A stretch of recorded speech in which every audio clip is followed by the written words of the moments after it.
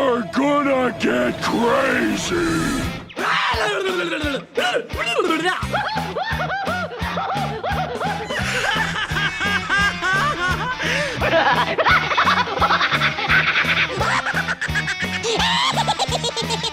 Most everyone's mad here.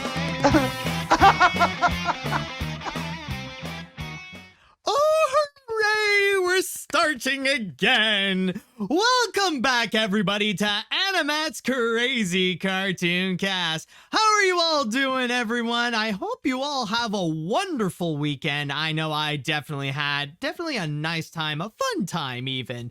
But now that everybody is back to work, it is now time that we shall go, in this case over here, that we look back into the past week and discuss about some of the madness that has been going on in this world, especially in the entertainment industry, because you will notice that in this episode in particular, that we will be going into a bit of a common theme that is going on, which will involve celebrity scandals. Now, I know it seems a bit unusual to be hearing about AniMat's Crazy Cartoon Cast talking about things like celebrity scandals. This isn't really about gossip, or this isn't anything like TMZ or People's Magazines or whatever.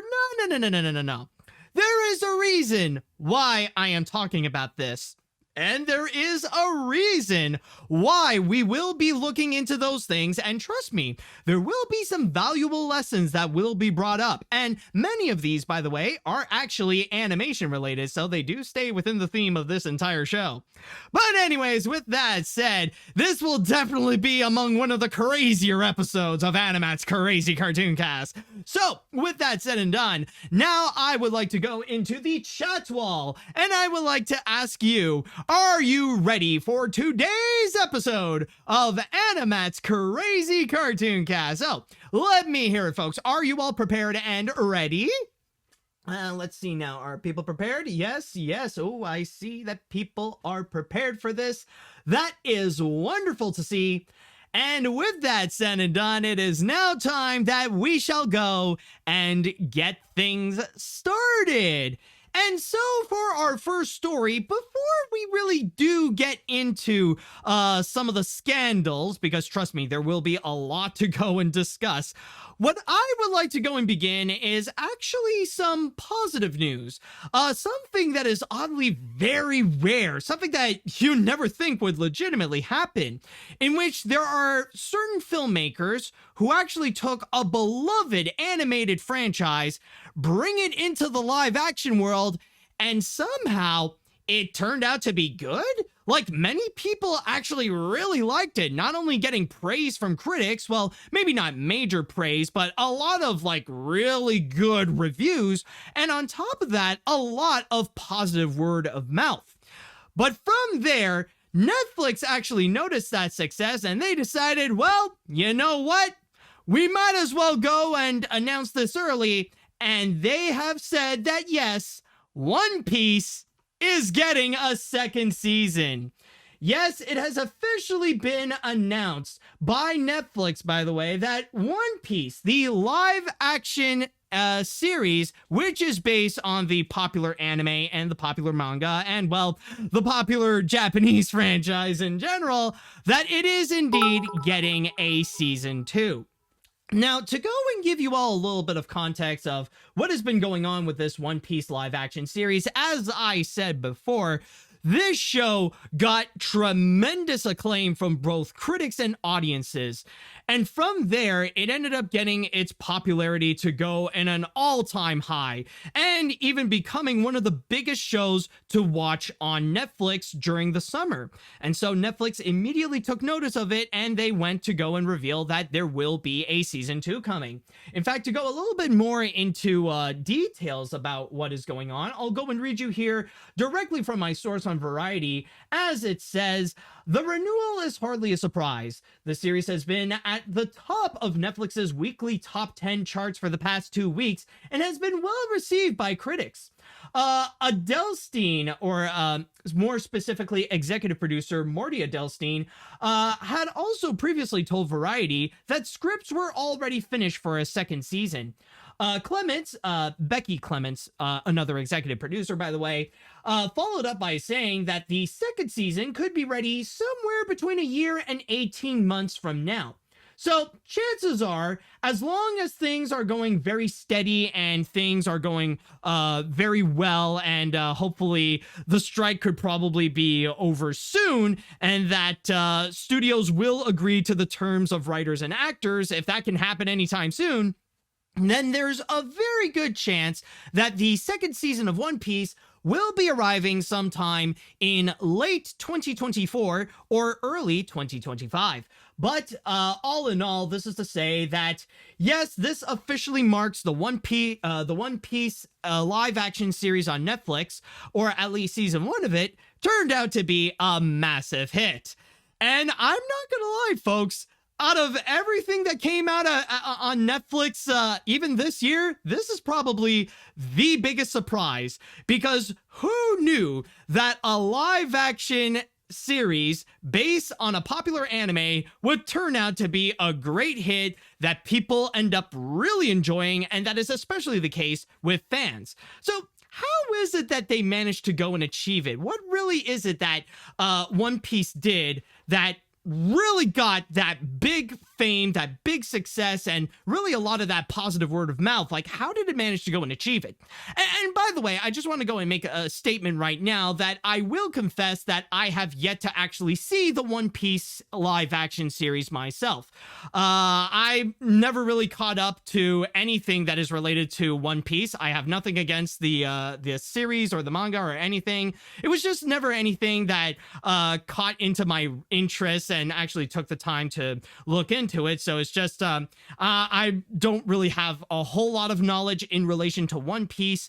And with that said, with the series, like, because I never really cared a whole lot before about the anime or the manga or whatever, I never really took the time to immediately jump into the trend and like, oh, I gotta watch this new One Piece. So yeah, just to clarify, I haven't watched it yet. However, with the positive word of mouth, I am considering it, I will admit.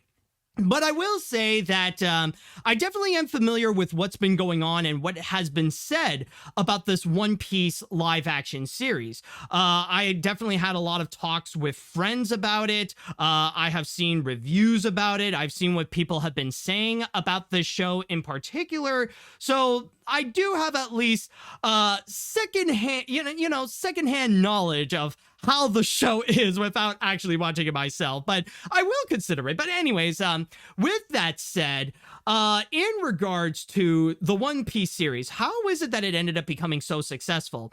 And I have come up with 3 theories as to what is it that made One Piece made it to where it is right now.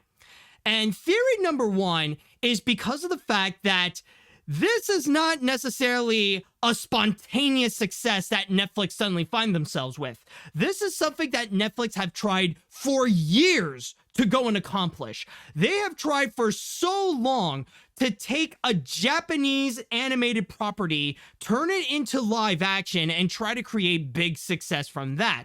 You know, the same way that Disney had found great success with turning their animated films into live action movies, Netflix tried to do a little bit of the same thing, where they would take popular animes and try to turn that into live action shows or movies that they could find their big hit with. They tried before with Death Note, with that movie that they made a few years back. And that turned out to be laughably embarrassing right there. So that turned out to be an entire joke in itself. Then, just a couple of years ago in 2021, there was the Cowboy Bebop live action series, and they really tried hard to really build that up, to really bring up the hype for that show and try to really promote that they want to do everything they can to stay true to the original series that it is based on. But that ended up turning out to be a big failure. And I mean, maybe the first episode turned out to be okay, but then following afterwards, the relevancy and the popularity of it just took a massive nosedive, and it just died off after 1 season. But then came One Piece, and from there you could tell that Netflix tried again and again, and they learned from their previous mistakes, that they studied about what is it that failed with stuff like Death Note and Cowboy Bebop, And from there, they would slowly go and try to adapt, try to learn from those mistakes and improve upon them with their next iteration. Try to see like what is it that work and what is it that doesn't work, and really try everything they can so that they could have audiences to come and watch this and stay watching it at the same time, like really trying to do everything they can in order to turn it into a big hit. So at least that is one positive that I can say about Netflix and the filmmakers who work with Netflix, especially when working on One Piece, is that they were able to go and learn from the previous mistakes. So now they actually found a way to get the formula correct. Maybe not perfectly, but they do have something that does legitimately work when compared to Cowboy Bebop and Death Note. So this isn't necessarily a success that they just randomly found out of the blue. This is something that Netflix has tried hard to keep working on again and again and again to really tap into the anime market in a brand new way. You know, not just offering like anime content, but to give anime fans something fresh, something new, and maybe try their hands on adapting an anime, because it's already been done numerous of times in Japan where they would take plenty of animes and turn that into live action movies and live action shows or whatever. But now Netflix wants to bring that into the Western world, where they want to prove that yes, even people in the West can go and take something from Japan, take an anime from Japan, and turn that into a successful live action series. So that's theory number one right there. Theory number two is the fact that when you do look upon One Piece, it's trying to be its own thing. Now, when you do look back again onto stuff like Death Note and Cowboy Bebop, you do notice that while it may try to be like the anime, there's also that sense that it's also trying to be other things that it ends up making it feel very disingenuous. Like one of the biggest problems and one of the biggest setbacks of the Cowboy Bebop series is the fact that you could tell that the reason why Netflix wanted to do this is not necessarily because ooh, excuse me.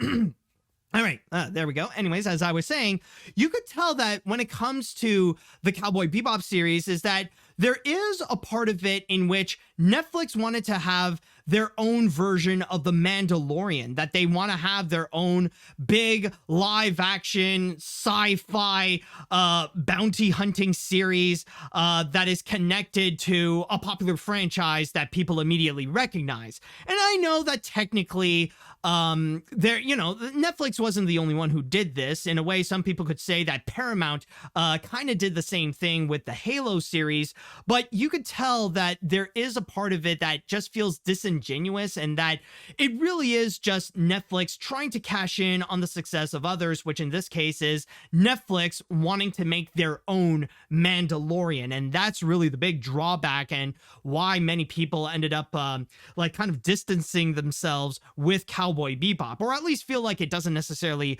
work as well amongst many of its other problems. But when it comes to One Piece, from what many people are saying, you could tell that there is no other major inspiration of what it wants to be outside of One Piece. It just wants to be based on the manga and the anime, and that's it. It has no other source of inspiration. It's not like One Piece is trying so hard to be like Pirates of the Caribbean or whatever. It's not, it's not trying to show that Netflix is just following the trend of others. It's trying to be its own thing. It wants to be a One Piece adaptation, and it just focuses on that. Just One Piece, and that's it.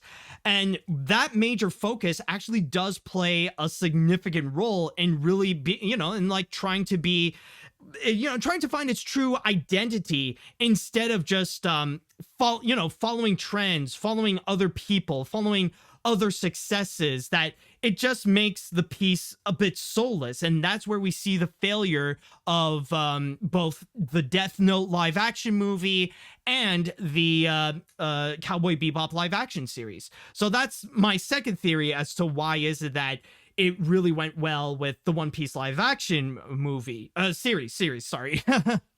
But then there is my third theory. And this is something that if you are a fan of the One Piece live action series, you can go and correct me if I'm wrong. But from what I have heard about it, and I think this could be the key factor into why is it One Piece turned out to be successful, even more so than I could say about most other live action adaptations of animated content, is that One Piece is not afraid to be cartoony. It's not afraid to show a side of it where it doesn't matter about realism, about context of like what can work in the real world or anything like that. It doesn't care.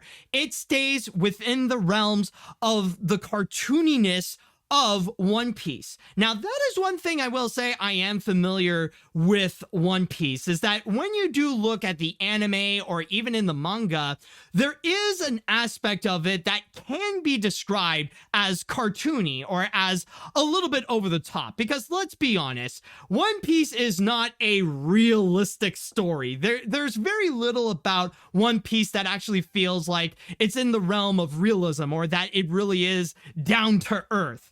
But especially when you see like all the different wacky designs of the pirates with all the different clowns and fish people, when you see all the crazy abilities that the main pirates do have, or especially when you see Luffy himself pretty much having such an elastic body that he could stretch himself in so many different and crazy ways. There is that, like, that ends up becoming such a massive identity that is integral to One Piece. And going into like the Disney live action remakes, I feel like that is one massive problem as to why is it that not many people are really that major fans of the live action movies, or at the very least why many people feel like the live action remakes are inferior to the animated ones, because those movies try to sacrifice so much of the animated components for the sake of having realism, where the realistic aspect takes way too much of a priority, more so than actually making those scenes legitimately work. That's why when it comes to the visual effects of movies like The Little Mermaid or Beauty and the Beast, like, they look uncanny and they don't even look that good. It just makes people feel uncomfortable when watching those characters come to life, or how their designs just feel so massacred just for the purpose of trying to include realism. Even when it comes to the 2019 remake of The Lion King, I still stand that the technology that is done on the visual effects is absolutely phenomenal. It looks super realistic and it is a gorgeous looking film. But for the purpose of trying to tell the story of The Lion King, that's where it ends up failing. And it just makes all the sure, the anatomy and like how the animals are in terms of like their facial structures and stuff like that, yeah, that is realistic, but they mostly look bored throughout the whole thing. Even like during exciting musical numbers like Hakuna Matata or I Just Can't Wait to Be King, like most of the animals, like, they look like they're just trotting along. Like when you put, like when you take away the music, it just looks like the animals are just there like, and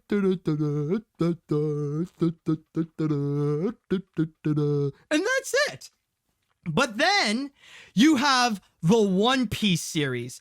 And in that one, they know that the cartoony aspect of the anime and from the manga is an integral part of its identity, and they cannot sacrifice it. So instead of doing everything they can to make everything feel like it would happen in the real world, they decided that with One Piece, they're just going to embrace the cartooniness. Like, they will take the over-the-top nature of the show, and then they would go and try to, like, just be, like, just make it wacky. Just, like, stay true to the spirit and, like, see, like, okay, they do this. Let's see how we can go and do that in live action. It doesn't matter if it doesn't look realistic. Let's just go and put that in our version. And this is why you see Luffy still like stretching around and even inflating himself like a balloon. That's why you still see like literal clowns becoming like crazy pirates with over the top performances.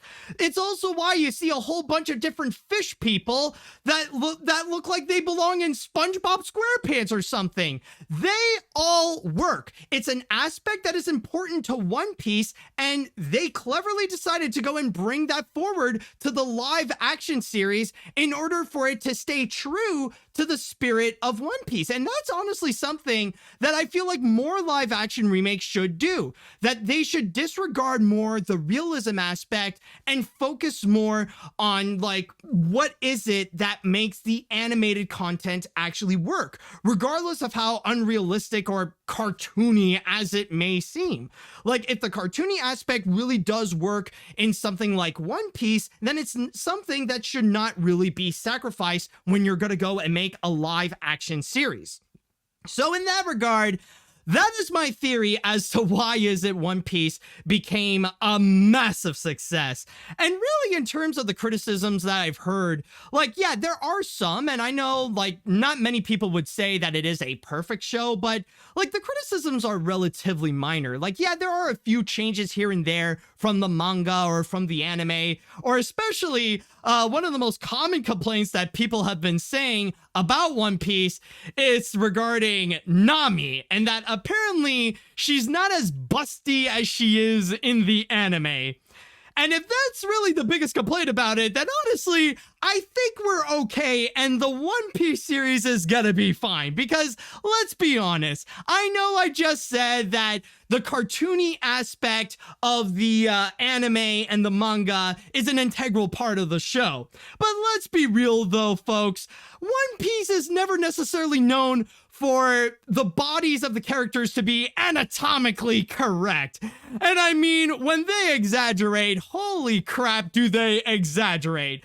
So I do believe there are some things that, yeah, it could sacrifice because it's trying to be a good show. It's not trying to deliver on the fan service. You know what I'm saying? All right. So anyways, overall though, I mean, like, it's definitely one of the most unexpected surprise hits, but hey, I mean, like, yo, if it works, then cool, it works. And I'll definitely consider maybe one day to check it out myself, because like, I even talked to some friends and they did say that, like, even if I don't know One Piece, like, it is still worth watching, and like, you could go in and like immerse yourself in the fun experience. So at least there is that.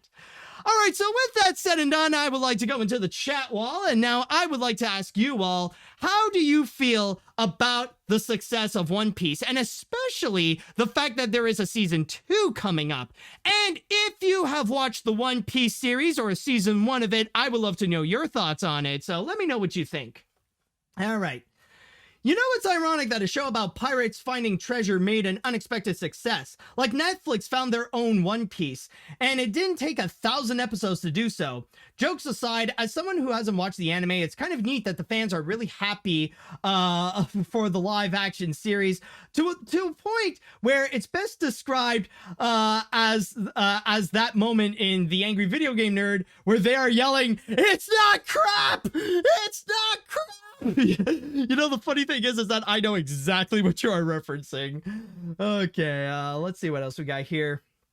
So, Netflix actually made a live-action anime adaptation that's actually good? Imagine that. While I myself am not a fan of One Piece, and I haven't seen the live-action series yet, in fact, they managed to stay true to the source material and please the fans, and it is an accomplishment, so it definitely deserves a second season. And this does give me some hope that Netflix could do good with future live-action adaptations of animated properties like Avatar: The Last Airbender. Ooh, that is actually true. You know, the funny thing is that now One Piece has, I don't know if this is a good thing or not, but now One Piece has set a brand new standard for what's going to be coming up in that niche market of Netflix live action adaptations of animated content. So yeah, that now for that Avatar series, they really got to deliver. Because if they don't reach the levels of One Piece, then yeah, I think that show might be in trouble. So now we see where the bar is. Now the question is, will Avatar reach it? Let's see now. Unlike other adaptations like Death Note and Cowboy Bebop, Netflix's One Piece feels like it was truly faithful because the creators didn't want to make their own version. They are truly fans who know exactly why people love One Piece so much. I would also bring up that one of the reasons that Netflix's One Piece is so good is that the creator, Eiichiro Oda, was involved with it, and that any changes they would make was run by Oda first. In fact, he even gave Luffy's actor his signature straw hat.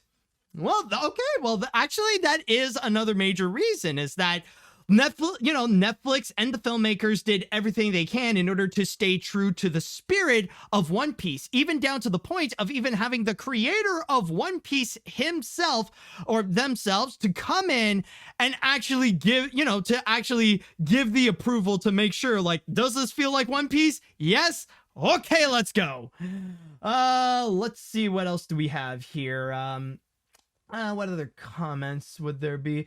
All it is to say, I have no knowledge of something like One Piece. Like, I never heard of it, never watched it amongst all things based around anime. Even this live action series sounds like it's new. Despite that, the only thing I could say that's a positive note is that Netflix learned the famous saying, at first, if you don't succeed, try and try again. All in the same, who knows if they will keep that knowledge when they make more live action versions of other anime. Oh, do you think there is hope for something like Avatar? Well, I mean, I've already mentioned it, so all I could say is, we'll see. Let's see, what other comments would there be? I am happy that the live action series is getting a season 2, as I was hoping that this series would be good, and that it would set itself apart from other stories and bring characters like Chopper and Robin to live action, and thankfully we are getting it. P.S. I recommend reading the manga, as it is a blast to read and get into. Think of it as trying out ice cream for the first time. Once you start, you can never stop. All right, definitely interesting there. I think I'll read one more comment before we jump into our first break and the next story. For someone who is an outsider to one of the longest franchises of all time that is currently going strong, much like The Simpsons, and only has seen One Piece movie Red from last year, this was surprisingly good. This time, it tries to stay faithful to the manga and anime, as it primarily works, which Death Note and Cowboy Bebop failed to do. With season 2 getting renewed, I would be down to watch it, as long as it stays true to the spirit like what they did for the first season. Glad that it is a good show. All right, so with that said, we are now going to go and jump onto our first break. And when we do come back, that's when we are really going to start to enter into the celebrity scandal zone. And the first one we got is regarding a talk show that tried to come back, but oh boy, did that turn out to be a big fail. All right, it is now time that we are going to enter into the realm of celebrity scandals. In fact, this is pretty much a segment right over here, or at least, well, the next few stories that I have, they might as well go and come with their own theme song, because after you hear about the tales of what I will be talking about here, just keep in mind this little tune, because I think this pretty much summarizes their entire scenarios perfectly.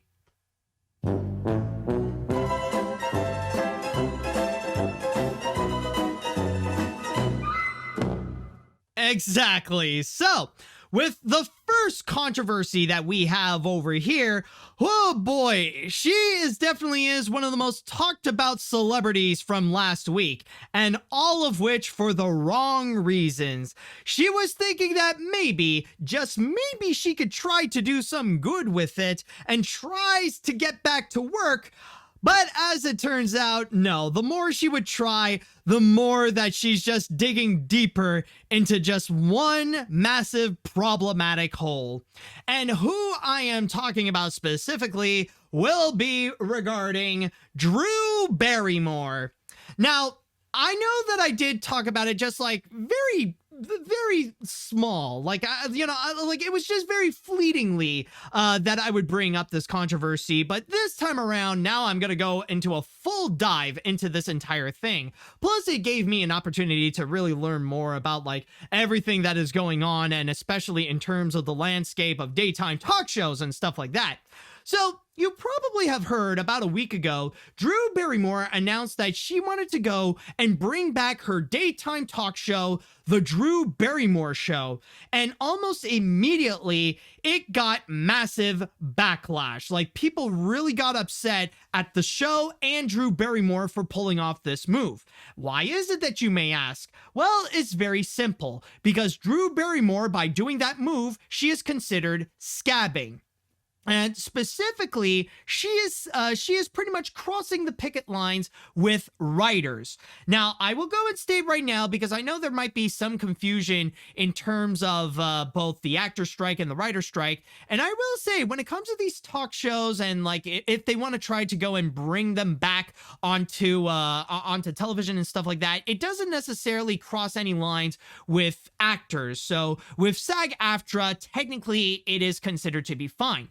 But when it comes to writers, on the other hand, that's when it really becomes problematic, because you don't necessarily have a talk show without writers. And this is exactly why you see other types of similar shows, especially late night talk shows, why they haven't been on the air for several months now. It's because they don't have the writers, because the writers are on strike. So the series is so their shows are pretty much shut off altogether until the writers can come back to work. And it's the same thing with writers for daytime talk shows, that they have to give the host some materials to go and introduce the audience, to go and introduce the celebrities and all that kind of stuff. Like, the writers are very integral for shows, including talk shows. So that's why they've pretty much been off the air throughout the entire summer. It's because of the strike. However, if you're someone like Drew Barrymore and you want to bring back the series while the strike is going on, that means Drew Barrymore would have to bring in writers and force them to cross the picket lines, or Drew Barrymore would have to go and do the writing herself. And that would actually be considered scabbing. That would technically be considered crossing the picket lines. And that's an indirect way to say, I don't care about your cause. I care about making money with the studio. So basically, Drew Barrymore putting on her show is like saying that she sides with the studios instead of the writers.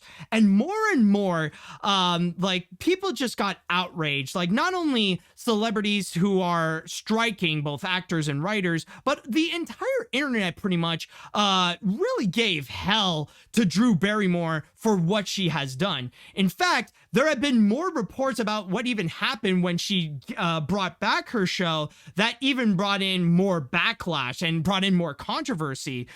Apparently, on the first day that she brought back her show, there were 2 audience members that actually got kicked out because of believe it or not, they actually had, I think it was either pins or buttons that said that they support the writer's strike.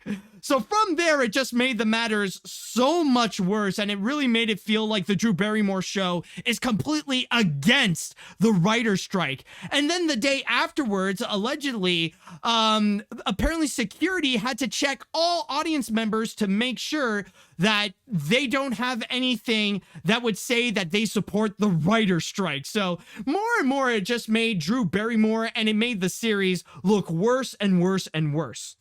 And then from there, Drew Barrymore tried her best to explain herself. She went onto Instagram and she made what is often said to be a tearful apology, a tearful remark regarding the controversy and the criticisms, where she tried to go and address the matter.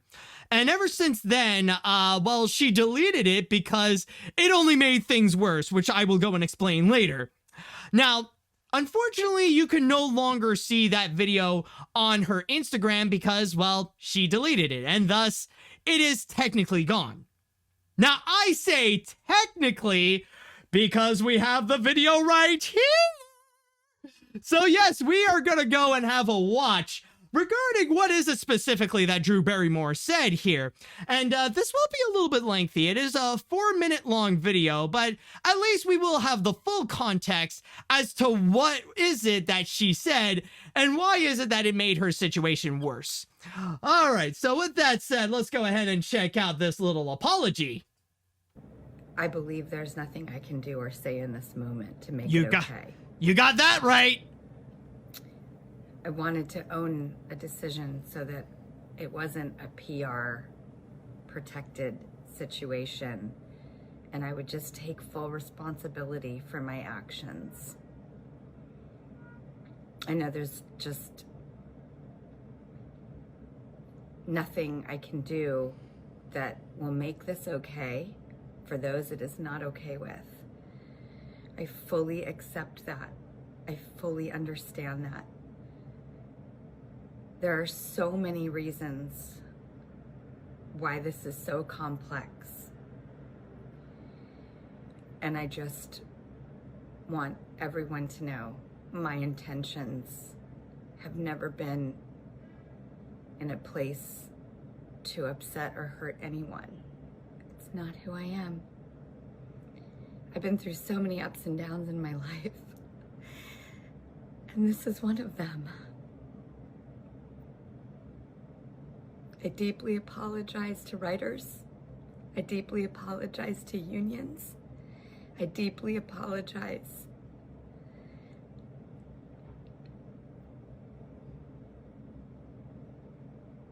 Deeply apologize to... I don't exactly know what to say because sometimes when things are so tough, it's hard to make decisions from that place. Like you did So now. all I can say is that I wanted to accept responsibility. And no, I don't have a PR machine behind this. My decision to go back to the show, I didn't want to hide behind people. So I won't. And I won't polish this with bells and whistles and publicists and corporate rhetoric. I'll just stand out there and accept and be responsible. There's a huge question of the why. Why am I doing this? Oh, here comes a good Well, part. I certainly couldn't have expected this kind of attention.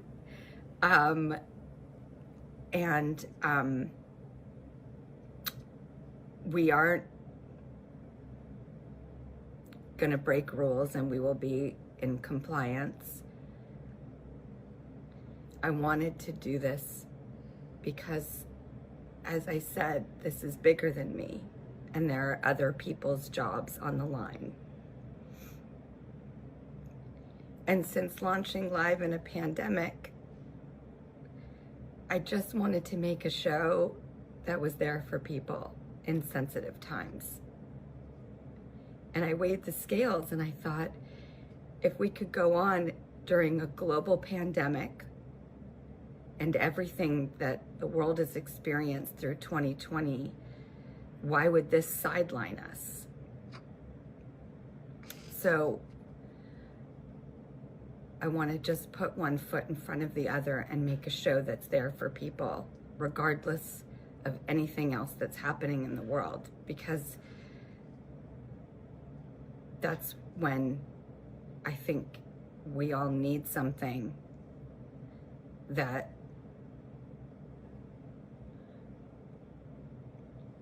wants to be there, being very realistic in very realistic times. So that is my why. Is that it? That's it. That's it. That's the why, people. That's the reason.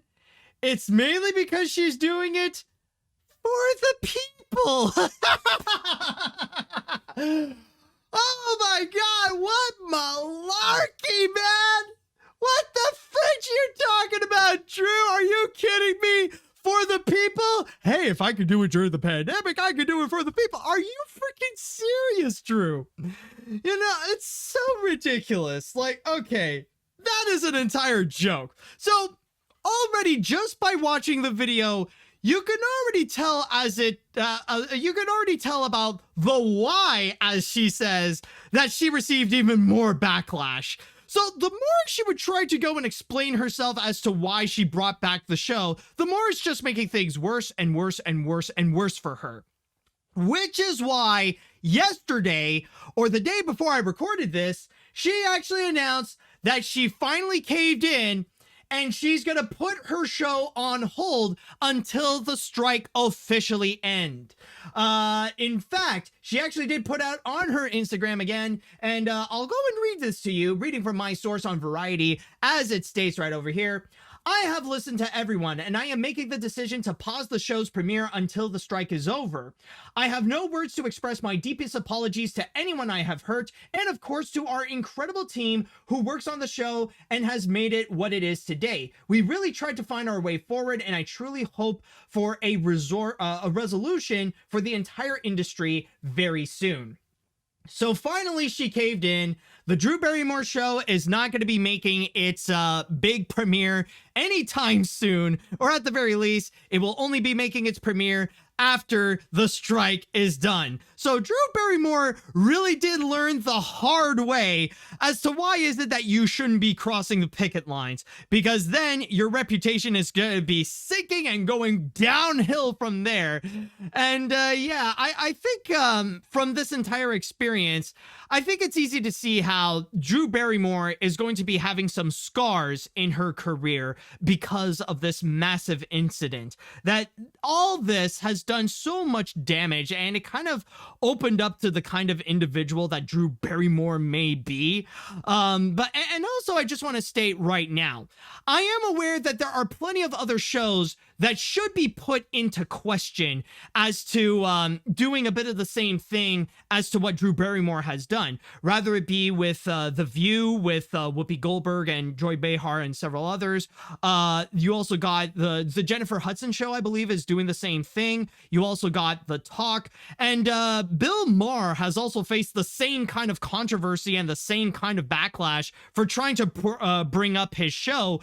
But very surprisingly, he also backtracked as well. He also put his premiere on hold until the strike would be done, which honestly, I was expecting with the kind of selfish douchebag that Bill Maher is. I thought he would just keep on going with it and just say screw the writers and stuff like that. But no, surprisingly enough, like, he's one of those people that did legitimately backtrack. Now, interestingly enough, there is one valid reason that can be found about this entire controversy. One explanation that could have actually helped things out in favor of Drew Barrymore. And it's actually with this Variety article that does actually explain the business side to why is it that Drew Barrymore would go and bring back the Drew Barrymore show. And it has nothing to do with any of her stupid bullcrap explanations about for the people, you know, being there for the people or being there for the workers and all that kind of stuff. It's actually in relation to her contract. As it states right over here. And funny enough, it also did explain a little bit as to how is it Drew Barrymore became the biggest target of this compared to most others. As it says, Barrymore is at the eye of the storm, but she is not the only daytime talk show host returning this upcoming week. The Jennifer Hudson show and CBS's The Talk, which is not syndicated, will launch new seasons on... oh, no, wait, no, it's not that part. Hold on a second. It's not, no. It's just explaining like some of the shows that are coming back. There we go. Okay, so I'm just gonna go right over here actually. Some of those shows have received some heat for returning, including picketing outside a taping of The Talk this week, and White House Press Secretary Karine Jean-Pierre pulling out an appearance on The View, citing respect for striking writers. Barrymore, however, was the only host to attempt to get ahead of her return beforehand on social media, declaring that she'd be working during the strikes, immediately making her a target. Strangely, this wasn't part of Barrymore's attempt to explain her return. Syndicated TV shows have contractual obligation to deliver new episodes to their local station partners. Unlike network shows like The Tonight Show starring Jimmy Fallon or Jimmy Kimmel Live, which have permanent real estate on a network schedule, nationally syndicated daytime talk shows like The Drew Barrymore Show are required to produce a certain amount of episodes to more than 200 local stations throughout each television season. In other words, this was a business decision and not one that Barrymore made alone. Hosts like Barrymore are under contract with major media production companies to perform their hosting duties, and like any regular job, they eventually have to show up to work. Syndicated talk shows are typically required to deliver 35 to 40 weeks of new episodes to their station partners. If they don't, they can lose their show. At least this is a valid explanation. Like, at least there can be some reasoning to understand that if Drew Barrymore wouldn't go and immediately start her show, bring it back anytime soon, then she would just permanently lose it altogether. Okay, in that regard, there can be an excuse and there can be an explanation. But then again, there's also another side that it kind of does make me wonder, why the fridge is it that Drew Barrymore is not really that transparent about it? Why is it that she's trying so hard to pull off this heartfelt PR message about doing it for the people and that she's so sorry and all that kind of stuff? Like, why is it that she had to go and make herself jump through hoops when she could just say this in the first place? Say that if I don't put up any more of my show, then the studios are going to shut down my show altogether. You know, it would have actually helped out Drew Barrymore to make her side legitimately look good and to make the studios look even worse than they are now. That, you know, studios are forcing themselves to try to shut down shows altogether and force people to go and lose their jobs in the process. I mean, we've already seen companies like Disney and Warner Brothers already striking down contracts with many other celebrities for whatever projects they would be working on. So honestly, it would have been way better for Drew Barrymore to actually be honest instead of pulling out this kind of random bullcrap altogether. It honestly feels, so ridiculous, unless maybe there is something in the contract in which they agree not to go and immediately say anything directly about the reasonings there. But still, though, it just makes things look worse for Drew Barrymore, where the fact that she keeps that as a secret, and the more she keeps on trying to go and bring back her show again and again and again. And I do agree that technically many of the other people deserve to have backlash. People like Jennifer Hudson, Whoopi Goldberg, Bill Maher, they deserve backlash for doing the same things as well. But in this case here with Drew Barrymore, she made herself so prominent on social media and tried to make a big fuss about bringing back her show. It just ends up making her the biggest target in all this. And why is it that Drew Barrymore ended up taking the biggest L of it all? So really, it's like, I'm not saying that she's full on canceled because of this, but it pretty much, like I said before, this is going to leave a massive scar to her reputation. This is going to be something in which a lot of people are going to see as a massive flaw to the way that she very poorly handled that entire controversy, and that it really did feel like she had to be forced to go and put this on hold. That if it weren't for the backlash and the hell that people would give to her, she would still be continuing her series. She would keep on making that mistake. You know, she would keep continuing to make that mistake and feel ignorant about what's been going on with the strike. And I know there are people out there who would probably try to argue about all the other workers and how it is unfair for them. But then again, look at the late night talk show hosts and what they are doing to simultaneously respect the strike and help things out for the crew of the show, for all the other workers. That, like, not too long ago, I talked about a podcast called Strike Force 5, to which all the late night talk show hosts come together to go and make a little podcast to go and raise money and help out their staff, to go and help out their workers. There are many ways that you can actually go and give money to your workers while the strike is going on and while they don't really have much work right now. You know, there are ways that you could do it. And I mean, for God's sakes, you're freaking Drew Barrymore. We know you have the money. We know your net worth is around like in the 9-digit realm. So I know you definitely have the money that you could take out of your own pocket so that you could go and maintain the workers to make sure that they still have a livable wage during these tough times. So honestly, there's no other excuse. You were just really bad at handling the controversy, and maybe, honestly, I feel like Drew Barrymore would have wished she actually had some kind of PR machine to go and help out that situation, because I could tell you right now, trying to do that on her own ain't really that great, and she wasn't being that smart about it. And even if she did manage to do the right thing at the end, oh boy, did it take a lot of effort from so many people, both who are striking and on the internet, in order to push her to do so. All right, so with that said and done, I would like to go into the chat wall, and I would like to ask you all, how do you feel about the Drew Barrymore controversy? How do you feel about the way that she would go and handle everything that's been going on with this whole drama? Let me know what you think. Let's see. I've been a pretty avid fan of the show, and by that I mean, no, I haven't, but man, I haven't seen this big of a scab since I fell on the concrete on my way to the grocery store.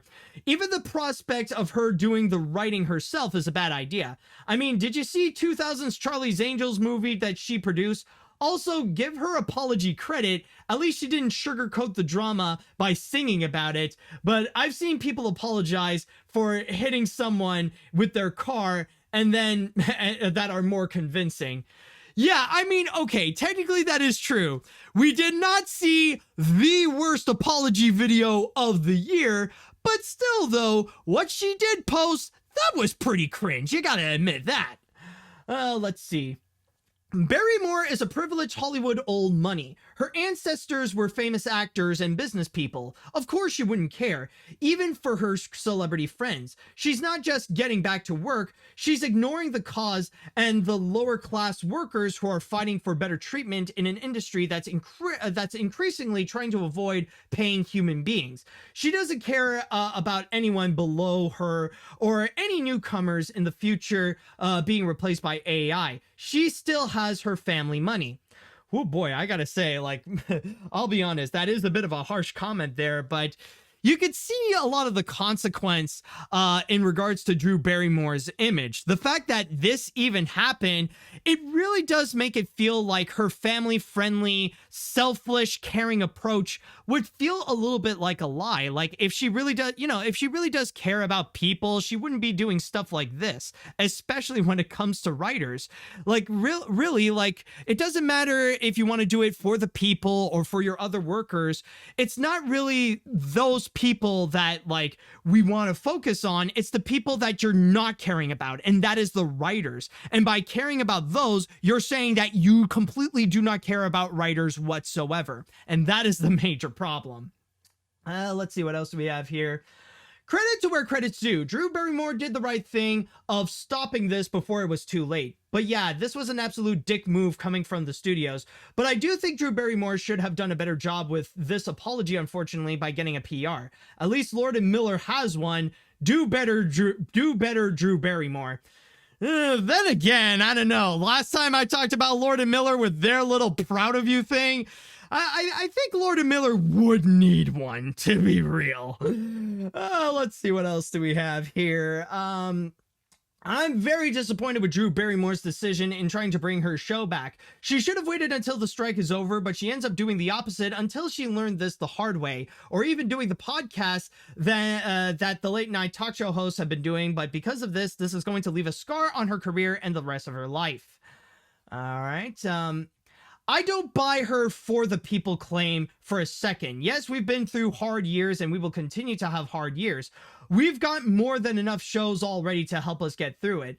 Whatever the why to her decision is, it doesn't make what she's doing right. On a side note, I learned about this incident through a video by Council of Geeks, who ironically made a video on the Spider-Verse article, Death by a Thousand Paper Cuts, the same day of your podcast.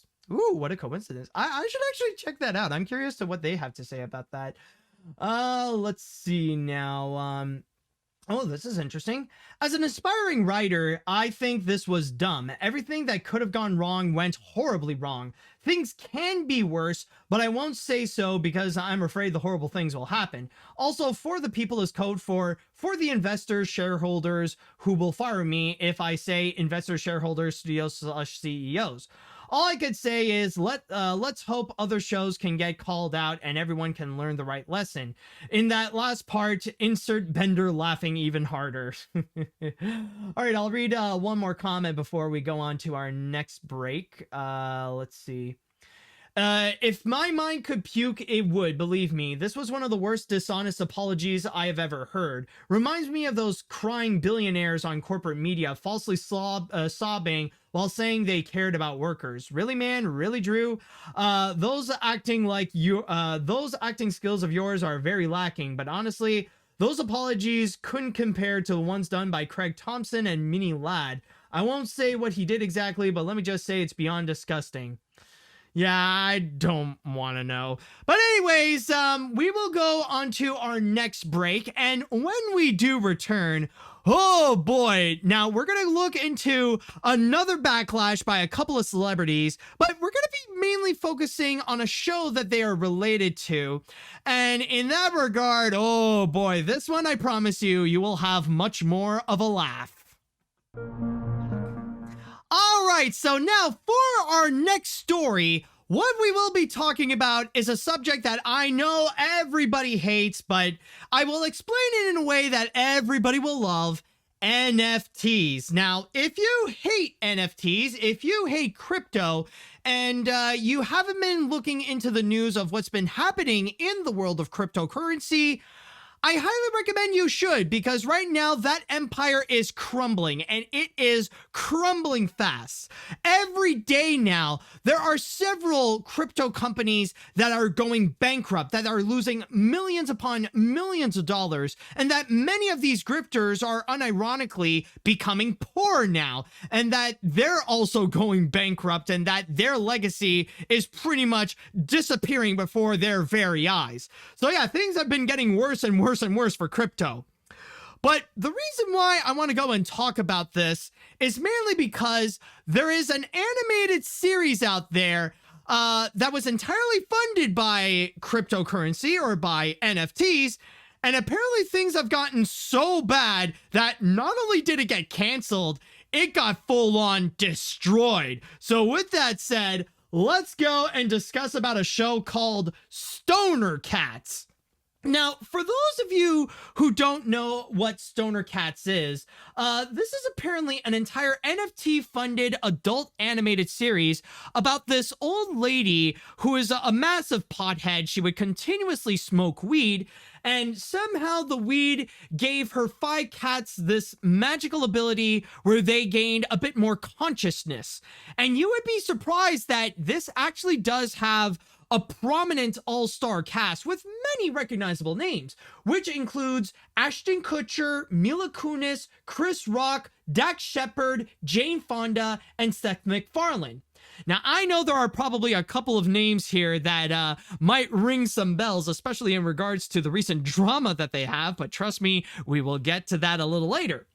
Now, with that said, with this animated series, well, apparently things have gotten massive disastrous because they legitimately got called out as a scam and had to pay a $1 million fine. I kid you not. Let me just go and quickly read you here from my source on Deadline. As it states here, Stoner Cats, which was funded through the sale of $8 million in non-fungible tokens, or NFTs, to investors in 2021, was part of a scheme to misappropriate those funds, according to charges brought by the Securities of Exchange Commissions. The SEC said it charged production entity Stoner Cats 2 LCC with conducting an unregistered offering of crypto asset securities. And what's even worse, they didn't even try to refute it. They didn't even try to argue with it. they just said okay and just destroyed everything, including the NFTs. Without admitting or denying the SEC's findings, the LLC agreed to a cease and desist order and to pay a civil penalty of $1 million, the commission said. The action also establishes a fund to return money to investors affected by the situation, and all NFTs related to the series will be destroyed by the production, which must also post a public notice about the SEC's order. So not only did that $8 million just disappear and had to be given back to all those investors, but there's also an extra $1 million fine for causing this entire scam. And yes, you may have noticed two of the most prominent names here, especially in relation to their controversy, is with Ashton Kutcher and Mila Kunis. Now, why is it that those two actually stick out? I mean, there's a lot of surprisingly familiar names like Chris Rock, Dax Shepard, Jane Fonda, and Seth MacFarlane. But why those two in particular? Why do they stand out? Well, it's mainly because with what recently happened with their co-star from That 70s Show, Danny Masterson. Now, this is something that is pretty dark, unfortunately, in which Danny Masterson was actually arrested and was convicted for many years, like they say 20 years worth of sexual assault charges during his time with the Church of Scientology. So yeah, he really went and sexually assaulted several women during his time there. And now they got the sufficient evidence to go and charge him, to go and take him down, and to send him to prison for 30 years to life. But during that entire court trial, apparently Masterson's lawyers, or the people who represent Danny Masterson, went to go and ask Ashton Kutcher and Mila Kunis if they can go and write a statement in defense of Danny Masterson to go and talk about the great times that they had during their moments in and out of That 70s Show. So they agreed to go and do so. But during that whole time, like, they were thinking, okay, well, we're just going to write a little bit of a defense, you know, we're going to go and hand it over to the court so that they'll read it and we'll go on our, you know, we'll keep doing our own things. But then came, I believe it is the Hollywood Reporter. You could correct me if I'm wrong on that. It was the Hollywood Reporter that suddenly barged into the court. Well, not literally, but they looked into all the different files that's been going on with the Danny Masterson trial. They looked around and they said, hey, look what I found. It's a thing that Ashton Kutcher and Mila Kunis wrote. Oh, what's this? Oh, they're cool with Danny Masterson? Oh, they're defending him? Yo, dudes, check this out. And from there caused massive drama, just a massive explosion on their PR, turning it into absolute hell, and their reputation going down a massive free fall. And they did put out an apology video, but I'm not even going to bother showing it to you, but I'm just going to say, yeah, it's about as bad as the one that that Drew Barrymore actually put out. So yeah, it really was that bad. So from there, yeah, their reputation just went on a massive free fall, especially for the fact that they were caught defending a notorious sexual predator like Danny Masterson. So it's just been going bad again and again and again. And now you got something like this, in which I did try to do research to see if both Kutcher and Kunis would actually do more than just be the stars of this, because yeah, I mean, being the voices, that's just one thing, but I wanted to see if they actually did do anything more, if they were like producers and stuff like that. And apparently that seems to be the case with Mila Kunis, who might have played a bigger role here, in which they stated in my source that Kunis is listed on the production's website as a member of the production team and the blockchain team. So yeah, she actually did play a key role in this, especially associating herself with NFTs. And I guess it would make sense that she would play a part into bringing on board people like Ashton Kutcher or Seth MacFarlane onto the show as well. Now, I know some people may say that maybe it's not entirely her fault, But the fact that already it shows like she was part of the blockchain team, technically that would mean that she is also part of the massive scam, that she was part of being called out by the SEC and had to pay $1 million for the failed attempt of this entire show. So honestly, I was a bit curious to see like what more is there to it in Stoner Cats, and I decided to go and like check out what, you know, who else would be involved. So I did check out on IMDb like who would be among the cast and crew, and there were a few people who did work in the animation industry and didn't necessarily make a name of themselves. Like there are apparently 3 creators in here.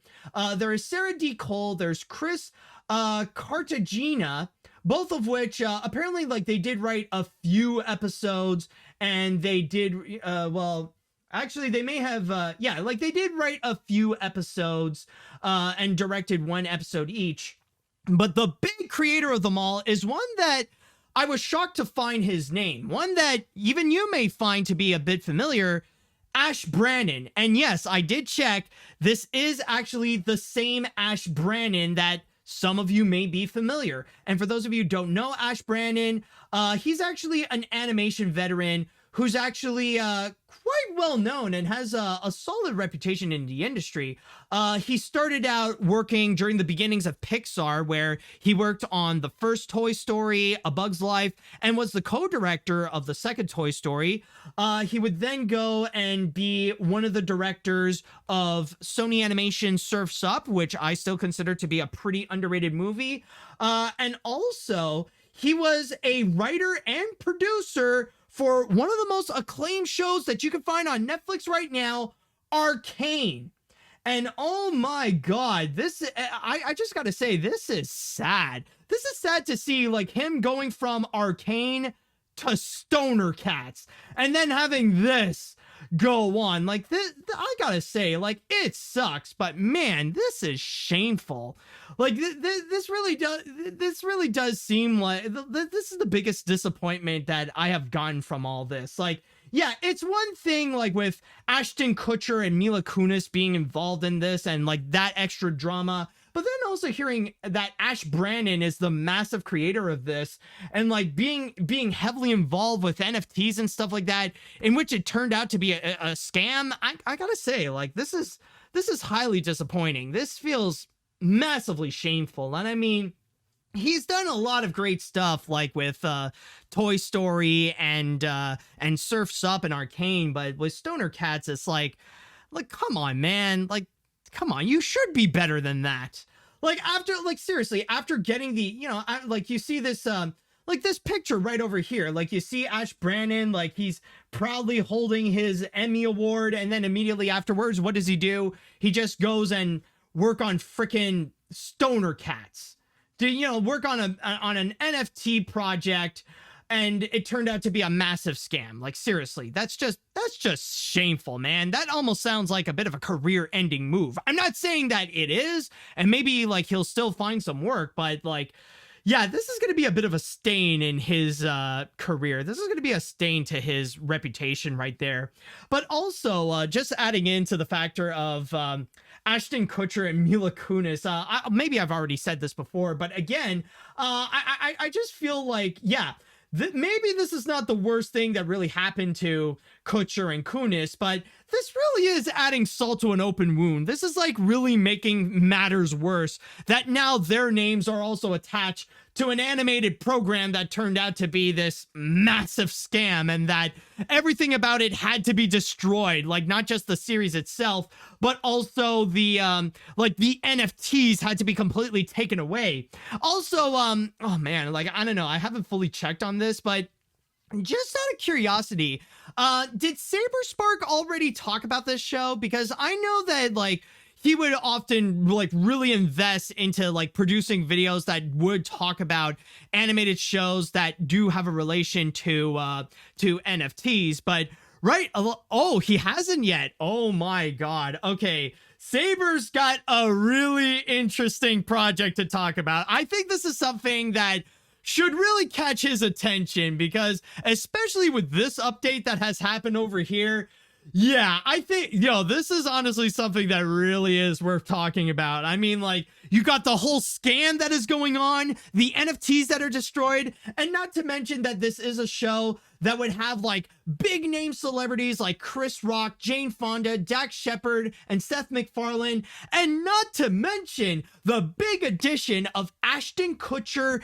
and Mila Kunis. That's a gold mine right there. I think that is the perfect recipe of one unforgettable Saberspark video right there. I think that guy could definitely go and do this. Oh boy. I mean, like, if he doesn't want to, that's fine. But honestly, there's so much material here that can really work. But overall, though, yeah, this is just another example of how bad things are going in the world of cryptocurrency, and even in the world of animation and cryptocurrency, it's also going terrible as well. Like, no matter how big of a celebrities that you would go and gather onto your show, no matter how impenetrable or no matter how prominent that you would go and make your show and treat it like it's a massive deal, eventually it's all gonna crumble because of how NFTs in its core is just one massive scam.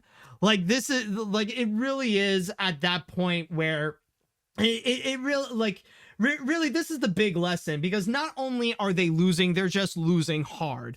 Like, now, this whole Stoner Cats is literally just a massive net loss of $1 million. And I know that may not sound like much, but going from raising $8 million to losing $1 million, yeah, that's a massive fail. That's just a big business L. Not to mention something that can be considered unlawful. You didn't just get in trouble by anyone. Like, you got in trouble with the Securities of Exchange and Commissions. Like, you kind of got the government to really get into this. So in that regard, yeah, like, really, it's just again, it's not the worst thing to happen to Ashton Kutcher and Mila Kunis, but man, it's not doing them any favors. All right, so with that said, I would like to go into the chat wall, and now I want to ask you all, how do you feel about the whole controversy related to Stoner Cats? Do you feel like this is an issue where, funny enough, does it bring you joy with the failure that it has achieved? I would really like to know, what do you all think about this entire thing? Okay. Let's see what we got here. Not gonna lie, when I saw the tweet saying Ashton Kutcher and Mila Kunis were gonna be big talking points, this wasn't the controversy my mind went to. But either way, this is still pretty awful. Not only does the whole Ponzi scheme angle make it all the more bizarre, but the show itself is just plain it just sounds dumb. Overall, I'm gonna wrap this up with a resounding shut up, Meg. Oh yeah, with everything that's been going on, like with Mila Kunis, like, this really feels like the ultimate shut up Meg moment. This is the big, this really feels like something in which, like, nah, Meg shouldn't have been doing, Meg really should have closed her mouth. She shouldn't be defending Danny Masterson.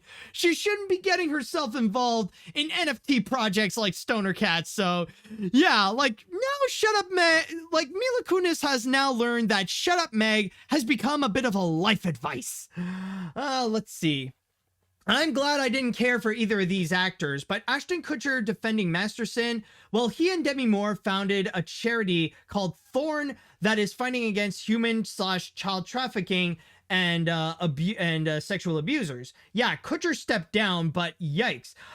It was a court case, and there was evidence of Masterson's crimes. Where were Kutcher and Kunis's agents to tell them not to say anything positive about Masterson? If they had to make a statement, have someone else write it to be neutral or distant? Yeah, honestly, they should have really known better, because, like, I was aware of the fact that they wanted to do this because they knew or at least they thought that only the court would go and hear this. Like, they didn't think that this would be public information, but lo and behold, they were proven wrong.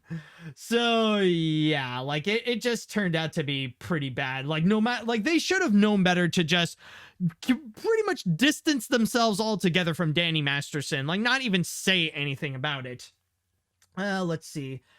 Ash Brannon, what are you doing, man? You should know better. come on, you were in Surf's Up, for God's sakes. A fantastic film you made, but really, dude, NFTs, this is just sad to see, like you said, Matt. I'm pretty sure he'll do better next time, but this ain't it, man. I need a drink. Anyone want one?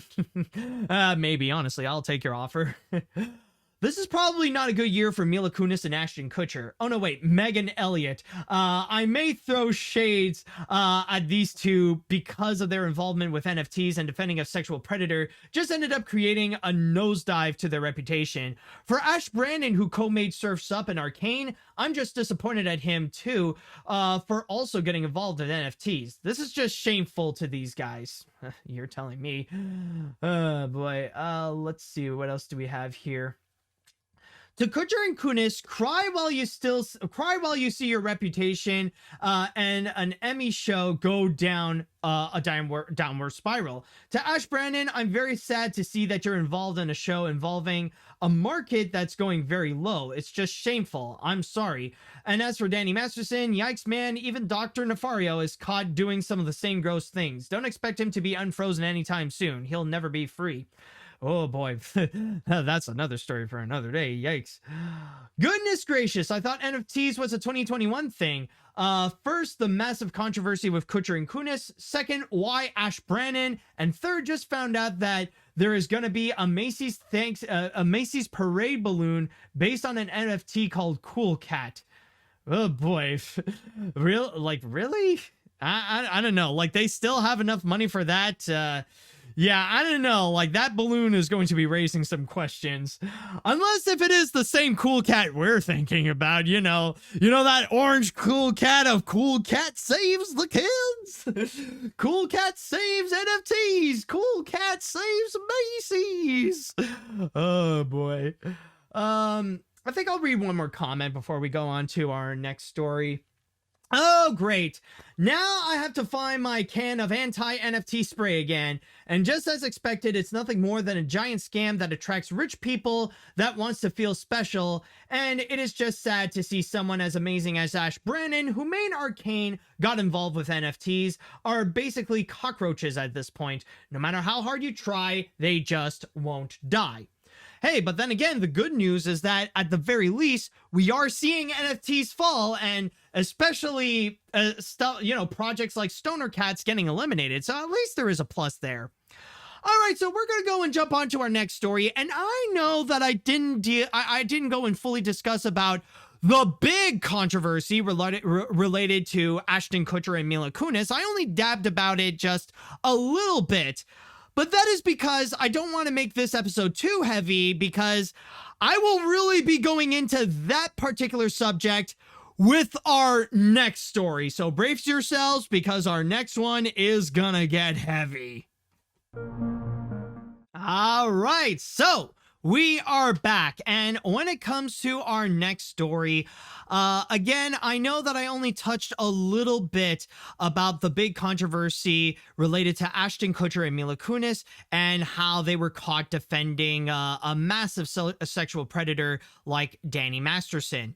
But again, the reason why I didn't fully get into that is because, well, I want to go and save all the heavy and all the more serious subject matter onto this particular story over here.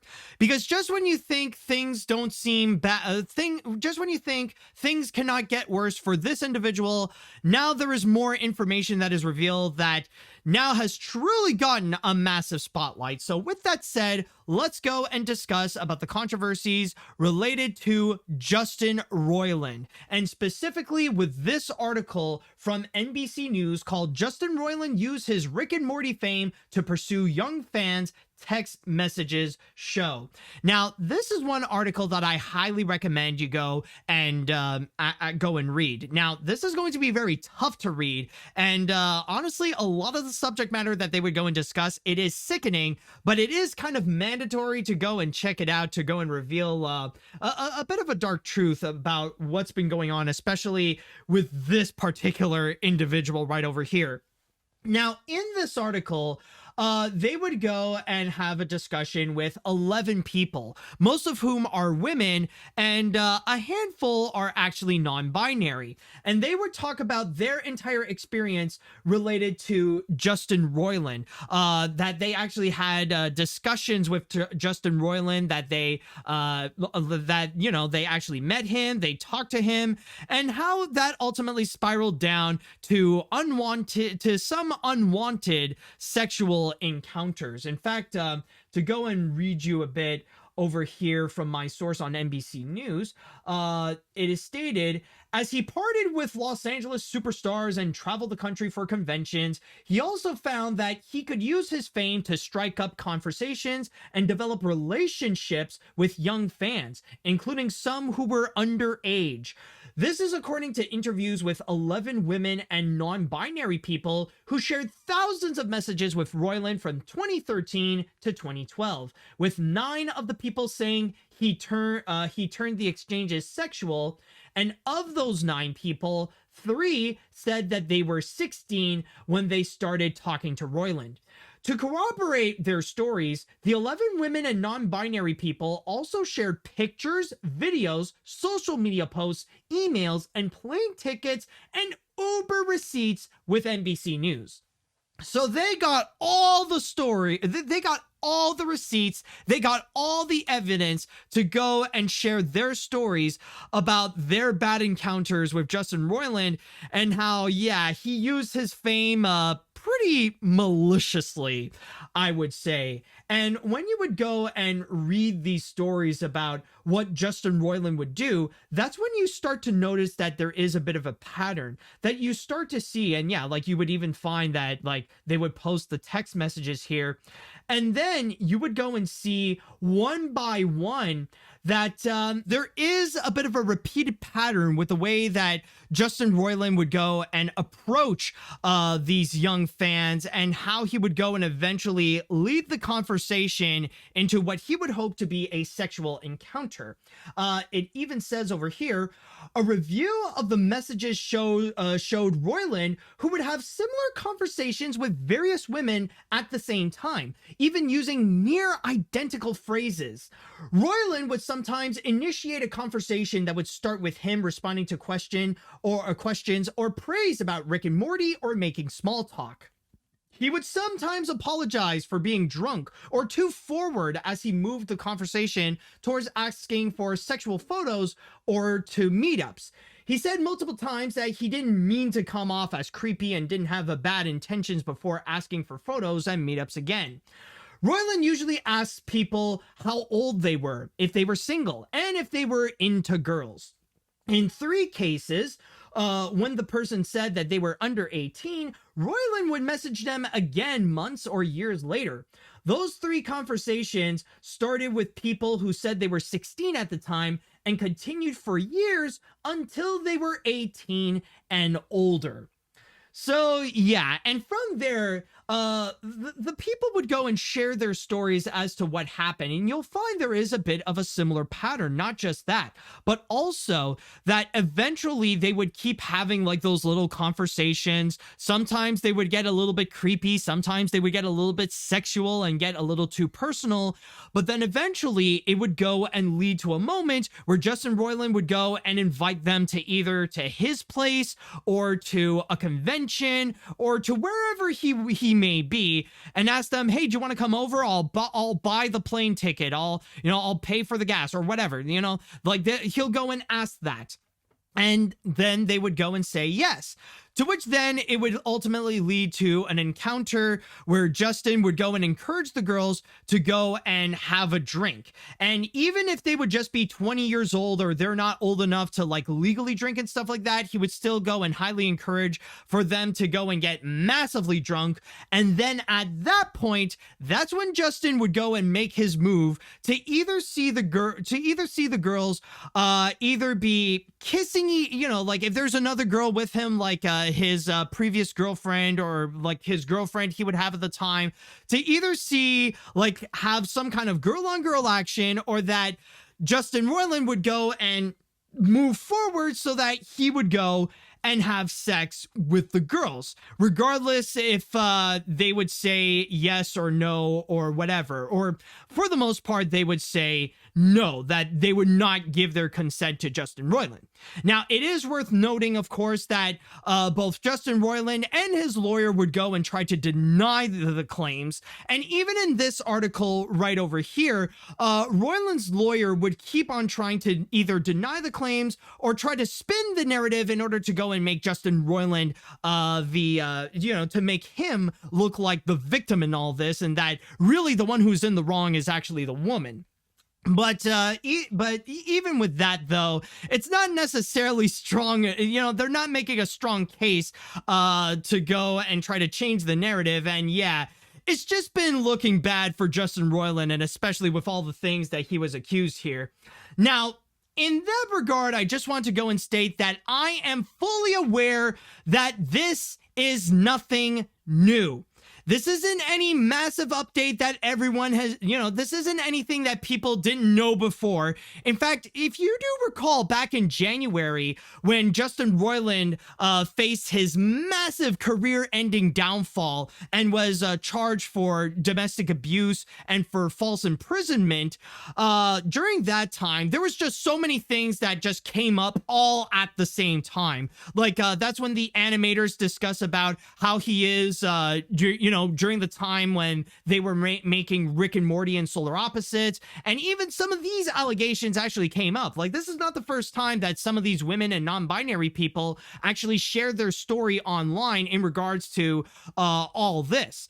It's just that now, considering that the discussions have died out ever since, now they are given a massive spotlight. Like, now there is an in-depth discussion as to what is it that actually happened during their time with Justin Roiland. And I'm just going to go and say right now that even though technically, yes, they would still be considered allegations, and there would still be a bit of a chance that maybe these allegations may not necessarily be true, or that the narrative might be skewered a bit. There is that chance, but in my opinion, I feel like these allegations here are extremely credible. And I personally do believe the victims on one factor. And believe it or not, it has nothing to do with what they say. It's not necessarily with what they say. It's what the animators have said who Justin Roiland is as a person. It's who Justin Roiland is outside of the parties or outside of being with women and all that kind of stuff. Because if you do recall if you do recall about what they would say about Justin Roiland and about how he is just like this, this like edgelord that doesn't really want to work and rather just wants to goof off and barely contributes to anything. In fact, like, halfway through season 2, he quit being a writer or a producer, and the only thing he would do is just be a voice actor to the characters. And even at that, he doesn't even come to the studio for that.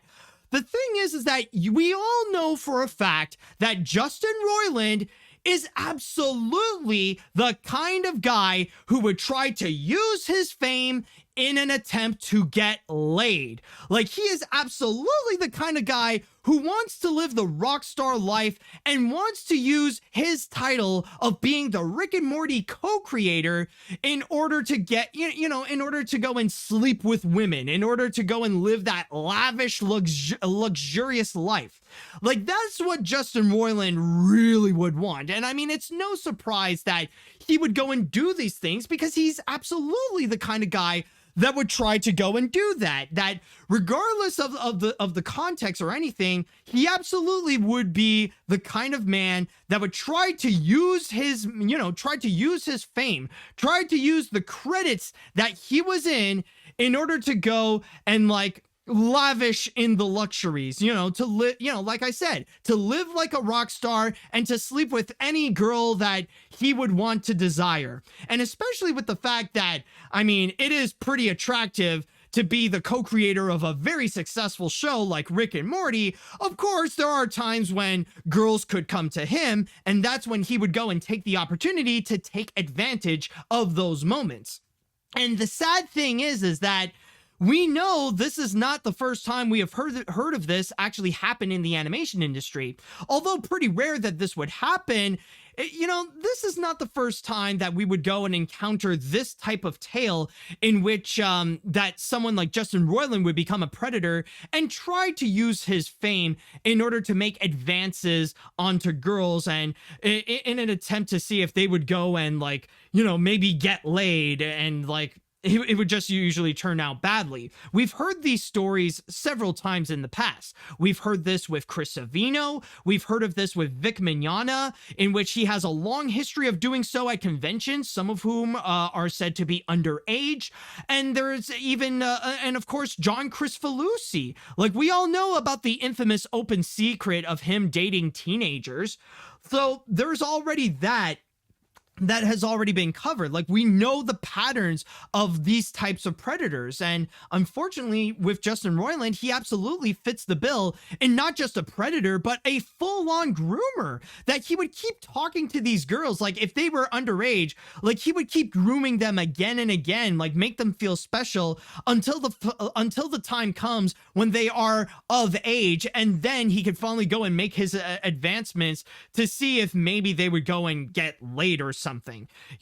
There is that case as well, and that is the unfortunate thing where sadly it does feel legit. And especially with this article right over here, you have seen how they brought in some receipts. These are things that no matter how hard the lawyer or Roiland himself would go and try to refute this, these are absolutely hard to go and they are hard to deny. And that is especially the case with the jury of the public, or I think that's how it's called, or something. You guys know what it means, because with the public, with public reactions, people are not really that surprised. And even if they have heard of this before, this is even more evidence to prove that, yeah, Justin Roiland is a bad person, and that he needs to get rid of,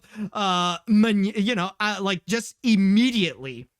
And the crazy thing is that I'll just go and say this right now, that even with these even with this that has been revealed, we all know that Justin Roiland's career is just full on dead. Justin Roiland has been full on canceled, full stop.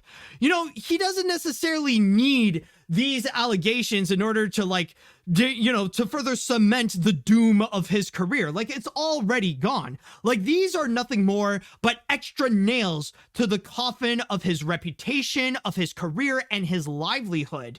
Yeah, it is it is horrible, but it's this is just further evidence to show that he's never coming back. And the reason why I say this is because of the fact that despite the charges that he was faced at the beginning of the year, technically he was dismissed. That whole court case of him being a domestic abuser and being charged with false imprisonment and all that kind of stuff. Yeah, that may have been dismissed. But have you noticed that either Adult Swim or Hulu, they didn't bring him back?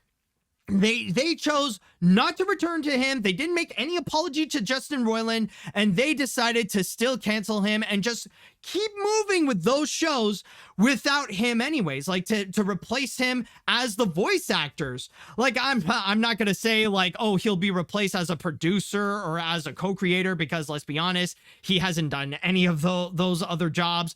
So in that regard, it really goes to show that really, no matter what he may be accused of, and yeah, these things, they're absolutely credible, and they definitely shine a very negative light on Justin Roiland. It isn't just being a selfish douchebag is enough to have you canceled. The fact that you're not being a team player, the fact that you're just being completely selfish and lazy, the fact that you're being an absolute dick to everyone and only caring about yourself, that is enough to have you canceled. That is enough to have your livelihood, to have your reputation, to have everything taken away from you, to get rid of that entire fame, to get rid of everything that made you the star that you are, just because you're not a good person. Pardon my language, but being an asshole is legitimately enough to have you canceled and to have your career be entirely ruined right there. And you know, the sad thing is that technically the whole case with Justin Roiland, he's not the only one that we've heard about something like this.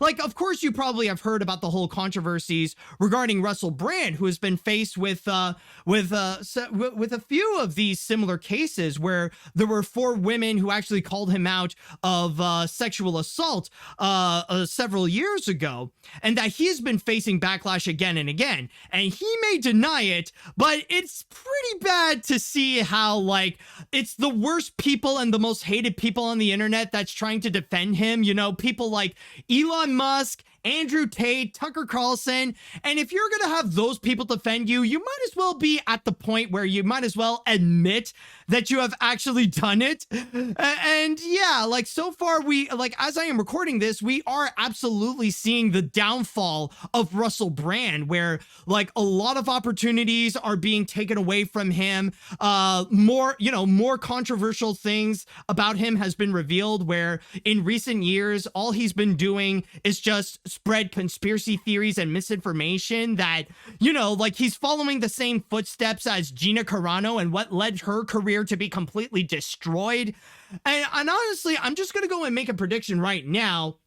I feel like eventually, I could be wrong, but we may hear an announcement in the future that Illumination is going to recast Dr. Nefario for Despicable Me 4. And that is if they will bring back Dr. Nefario for Despicable Me 4. Because I am aware that in the 3rd movie, technically Nefario was not, he wasn't there, and that he was completely frozen Han Solo style. But I'm just saying, just in case, considering that Russell Brand did come back as Nefario in Minions: The Rise of Gru, I'm just saying there may be that chance. And I think with everything that's been going on with Russell Brand, and that he's been doing a terrible job trying to prove his case that the allegations are not true. And I mean, yes, I know technically there is a chance that maybe like the allegations are false and stuff like that, but I'm just saying now, Russell Brand is doing a horrible job defending himself. And the fact that like people like Elon Musk and Andrew Tate, who do have a history of of similar crimes in the past, like, they are the ones that are defending him, it's not a good image for Russell Brand, and it's further gonna be destroying his entire reputation and his entire career. So I'm just making a prediction right now. We'll see if Illumination will actually make that announcement. If so, maybe it'll be soon. If not, who the fridge knows? It's either he's going to be recast or Dr. Nefario will not be in Despicable Me 4. But anyways, this is not about Russell Brand. This is about Justin Roiland. And yeah, what he's been faced so far, yeah, it's just been a massive yikes. So, again, this is definitely, it's not an easy read, but it absolutely is worth reading. And even though Justin Roiland is already canceled, like, he's never going to be coming back to the industry. You're never going to see him you're never going to see Justin Roiland be at that same level of fame as he was during the heyday of Rick and Morty. This just feels like it's gonna further cement his reputation, and like, yeah, he's gone. Like, he's never coming back. All right, so with that said, I would like to go into the chat wall, and I want to ask you all, how do you feel about the whole case with Justin Roiland? How do you feel about the allegations against him from the nearly dozens of women and non-binary people? I would love to know your thoughts. Let's see. Here I thought that Justin Roiland was already pretty bad, but he is just digging his own grave more and more now. As if it wasn't bad enough for him to use his own reputation to skip work on the show, now we know about his predatory behavior and how unsafe girls were around him. I am also imagining the reason we haven't heard the new voice of both Rick and Morty is because the creators want to make sure if the voice actors won't be attacked by Roiland's rabid fans. Oh yeah, like I can imagine like in the future, like when the time comes that Adult Swim will show clips from Rick and Morty, or like when the 7th season comes, like when we're gonna hear the new voices, it's gonna be messy no matter what. Like, unless the voice actor that they got is like pitch perfect, like nearly identical to what Justin Roiland did, I don't know. Like, I don't know. I feel like this is just gonna be something that will explode the internet in a bad way. Let's see now. Yeah, it seems credible that Justin Roiland might have definitely done these disgusting things by his own younger to his own younger fans. Why does this keep happening to bigger players in the animation industry? Dear Lord, this keeps happening every few months. Yeah, I'm glad Solar Opposites and Rick and Morty have moved on already, and I'm glad he's officially not coming back to the industry anytime soon. All right. You didn't need to convince me that Justin Roiland was a monster. I'm sure we are all aware that the man was depraved human filth. I just couldn't imagine just how depraved of a human filth he was. I think even John K. would be like, dude, what is wrong with you? When he dies, Roiland is going to be in a special corner of hell, reserved for, well, sexual assaulters, serial killers, and people who chew with their mouths open. I don't know. That seems a bit harsh for the people who chew with their mouths open. I mean, like, yeah, they'll probably have a corner, but they don't deserve that corner. Let's see what else we got here. Who else do we have? Did I read this? No, okay. I'm honestly not that surprised. The fact that Justin Roiland would end up turning out to be a groomer and harass minors is not shocking, and he is getting extremely close to John K. levels of creepy, and I'm grateful that he's no longer involved in the animation industry, and he deserves it. Absolutely, man. Let's see. Trying to use a personal title to get your way or excuse you for alleged crimes never works, or if it does, it always comes back later to bite you in the ass. Just as not even the president is above the law, neither are high-profile creators like Justin Roiland. In fact, to anyone who's never seen Rick and Morty, I'm sure this news would deter them from ever wanting anything related to it. I know I would if that were the case. That's even worse than anything a toxic fandom can do. All right, I think from there, is there any, okay, well, I'll read one more, actually. If they bring Dr. Nefario back for Despicable Me 4, I say let him die in a humorous way. Anyways, we all know now how Justin Roiland is a horrible person. He should not be brought back in the future, given how he did, what he did to young women. He's on the John K. levels of terribleness, so it's better not to bring him back. Oh yeah, exactly. So we're gonna go into one more story, and we're gonna go into our break, and we're gonna go and lighten things up. I know we went into a lot of heavy subjects and shaming a lot of celebrities, but for the next ones, the next story that we got, well, we're gonna have some fun. We're gonna go and see some brand new announcements that have been brought to us by Nintendo Direct. All right, folks, this is it. It is time that we shall cap this off with the grand finale. And I know that, it's been a lot with all the discussions related to Drew Barrymore or Ashton Kutcher and Mila Kunis, or with Justin Roiland and Russell Brand and all that kind of stuff. So I figure for this grand finale, we're going to go and end this off on a light note. We're going to go and see a whole bunch of announcements that some of which may catch your attention and maybe help brighten your day a little bit. So with that said, let's get into the Nintendo Direct. Yes, it was on Thursday that Nintendo put out their big Nintendo Direct presentation, to which they have made a lot of announcements and updates regarding their upcoming video game lineup, which in this case will go up to early 2024. Now, in my article here on IGN, it does not necessarily reveal all the announcements, but like there are a few that they did not mention, including a new map that's going to be coming, or it's already available on Among Us. But these are the major announcements that they have revealed. So I'm going to go from bottom to the top, like the small announcements to the biggest announcements that they have made. So let's go this all together. One big lightning round of announcements. So here we go. And the first one that we got here on our list is regarding the Nintendo Gallery Museum. To which Nintendo has mentioned that they are turning an old plant in Kyoto and transforming it into an entire Nintendo museum, to which you can go in and you will immerse into the entire history and just a whole celebration of Nintendo and the products that they have made throughout the years, and have even confirmed that not only that on the roof of the museum they actually painted a question mark block, but also that it will be opening its doors on March of 2024.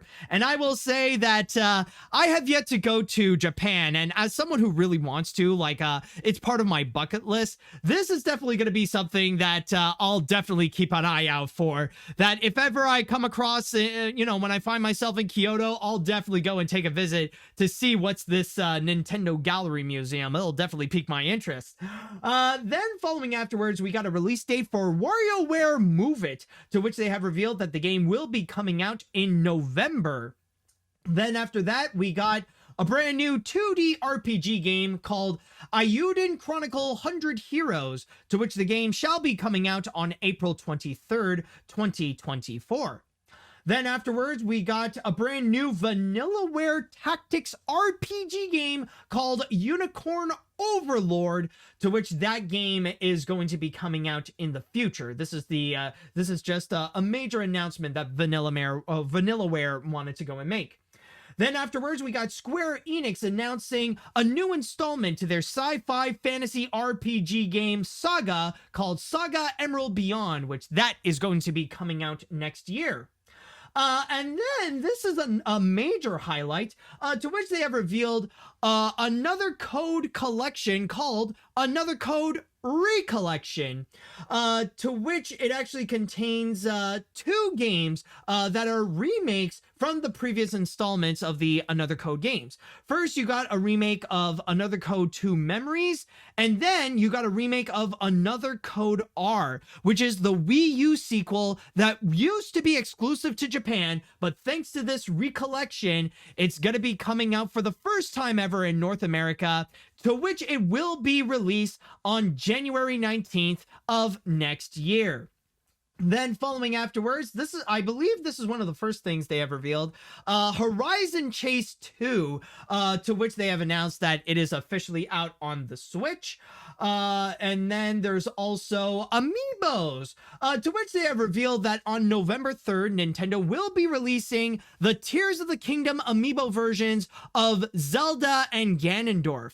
On top of that, there's also going to be Xenoblade Chronicles 3 amiibos of the characters Noah and Miyu, and Miuo, I believe. I don't know, I haven't played the game. That's going to be coming out on January 19th, 2024. And finally, the biggest amiibo announcement, they are finally going to be releasing the Sora amiibo. Yes, Sora from Kingdom Hearts will be released as an amiibo as part of the Super Smash Bros. Ultimate Collection, and they have revealed that that amiibo will be coming out on sometime next year. And then following afterwards, we got some new info related to Detective Pikachu Returns, not only with a plot line that sounds suspiciously similar to the movie, but also that there are new ways that you could go and play in which you can control Pikachu, in which he could go and ride other Pokemon such as Growlithe and Darmanitan, and from there the game will be released on October 6th. Then following afterwards, we have Mario Kart 8, in which they have revealed the final wave of the Booster Course Pass, to which in that final wave, not only would you be able to go and play in Daisy Circuit from Mario Kart Wii, but you will be getting new characters as well, such as Diddy Kong, Funky Kong, Pauline, and Peachette.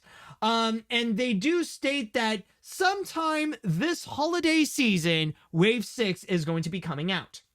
And then following afterwards, we got one popular PC game called Dave the Diver, in which that is actually going to be coming out on the Switch on October 26th. Then following afterwards, another fan favorite game, Trombone Champ, is going to be coming soon on the Nintendo Switch, or I believe it's actually out right now. You can actually go on your Switch and you can play Trombone Champ, in which you can literally play with kind of the motion controls of the trombone. It's kind of weird. It's like you hold your Joy-Con in front of your mouth, and then like you move up the things. You move up your hand up and down to go and control it. It's weird, but now you can actually play Trombone Champ. And then they have the new release date for Super Mario RPG, not only revealing some new ways that you could play the game, but also that it will be coming out on November 17th. Then afterwards, they revealed a brand new 2D action platformer from the same people that brought you Rayman Legends, Prince of Persia, The Lost Crown, which that is going to be coming out on January 18th. Then afterwards, the first thing they have revealed, the first thing they opened with, is actually the DLC of Splatoon 3 called Side Order, not only showing a bunch of gameplay for it, but also that it is going to be coming out in the spring of 2024. In the spring of 2024, yes. And then following afterwards, we got the remake of Luigi's Mansion 2, which they revealed that this is going to be coming out during the summer. And then we got a full-on remake package of Tomb Raider. The first 3 games of Tomb Raider are now going to be remastered and released on the Nintendo Switch on February 14th, 2024, in which not only you can play with the old graphics, but also with new enhanced graphics as well. So now we are seeing Tomb Raider following the same footsteps as Batman, BioShock, Crash Bandicoot, and Spyro, with the 3 games, or the 3 classic games, now coming onto the Switch in its own major package. Then afterwards, we got Princess Peach Showtime. You may recall in the last Nintendo Direct, they have revealed that there's going to be a new Princess Peach game. Well, here it is. Princess Peach Showtime, in which you are trapped in a cursed theater, and that Princess Peach must go and try to escape the theater and save the day. And on top of that, she can actually have different transformations. Well, maybe not full-on transformations, but she can actually change her outfit, where she could become a sword fighter, a kung fu master, a baker, and they promise there are so much more that has yet to be revealed. And they also mentioned that the game is going to be coming out on March 22nd, 2024. And then following afterwards, a new F-Zero game! Yes, after all these years, F-Zero is finally getting a brand new game! Except not really, because it's actually just a Battle Royale version of the original SNES game called F-Zero 99, in which, yeah, you'll be racing with 99 other players, but it just becomes like a Battle Royale. So that, of course, is the biggest cock tease that Nintendo actually put out. But then afterwards, we got a remake of the 2004 Game Boy Advance game Mario vs. Donkey Kong, in which that's going to be coming out on February 16th. And then finally, last, but certainly not least, the biggest announcement of them all, and the one that people freaked out about, is a brand new remake of Paper Mario and the Thousand-Year Door, to which that game is going to be coming out on the Nintendo Switch sometime next year. And with all of these announcements, I just gotta say that with this Nintendo Direct, it's kind of meh. I don't know about you, but personally for me, like, this was pretty lackluster when compared to the last Nintendo Direct. I mean, like, granted, the last Nintendo Direct, I personally felt like it was fantastic. One of the best ones that we've had in a long time. But this one, however, it was a little bit disappointing because, at least for me, I feel like there wasn't really that much announcements that got me hyped up. There's not really much that I can look at it and say, oh, I want to get this on the Switch. I am excited for that. Like, I'll just say right now that the only ones that I personally feel hyped up for are Princess Peach Showtime, the amiibos like the Tears of the Kingdom and Sora one, and I would say maybe the last wave of the Mario Kart 8 DLC, and maybe the Nintendo Gallery Museum. And that is if I go to Japan one day. So really, there's not that much that kind of like captured my interest. And I know a lot of people might be asking, well, what about the Paper Mario Thousand Year Door announcement? Are you not excited for that?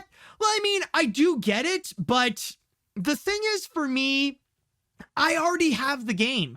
I actually do own it on the Nintendo GameCube, and I still have both the game and my GameCube. And if I want to go and revisit the game, then I could just go and put it up on the GameCube, honestly. I don't really see why I should go and spend $90 on a game that I already owned and I've already played. So that's just me. But then again, I will say I do understand why many people are excited for some of the other announcements. You know, there are plenty of other things that have been revealed during the Nintendo Direct that people really got excited about. Like, I understand the hype for things like Paper Mario and the Thousand Year Door. I understand some of the hype for like the other announcements, like or especially like for Side Order. Like, I understand why people are very much excited for that one. Or even another one that hasn't been mentioned is called Spy Anya, which is actually a whole, you know, it's not action oriented. It's just a wholesome game based on Spy Family where you play as Anya and you would just go and try to take pictures for a little school project. You know, like, I've seen a lot of people feel really happy for that, especially for the wholesome tone that they would go and deliver. Like, there are some things in here that I do get why it works for some people, why some people would be excited for that. It's just not really for me. For like, I just feel like it's meh because there's not a lot of game announcements that I'm really that excited for, and there's not even that much announcements in the first place. Like, the grand majority of it is just updates to what we already know, and like, those that are legit announcements, they're nothing more but remakes. Like, we got a remake of the first three Tomb Raider games. We got a remake of Mario and Donkey Kong. We got a remake of Thousand Year Door. It's just nothing but remakes. So honestly, for me, like, honestly, I get it if there are some people who are more positive on this than I am. I get that, and their feelings are very much validated. You know, I'm never going to take that away from them. If it makes them happy, then awesome. But for me, it's meh. Like, yeah, like, okay, I'm excited for Peach, but for the most part, that's kind of it. All right, so with that said, I'd like to go into the chat wall, and now I want to ask you all, how do you feel about this Nintendo Direct? Do you guys feel excited for some announcements? I want to know what you all think. All right.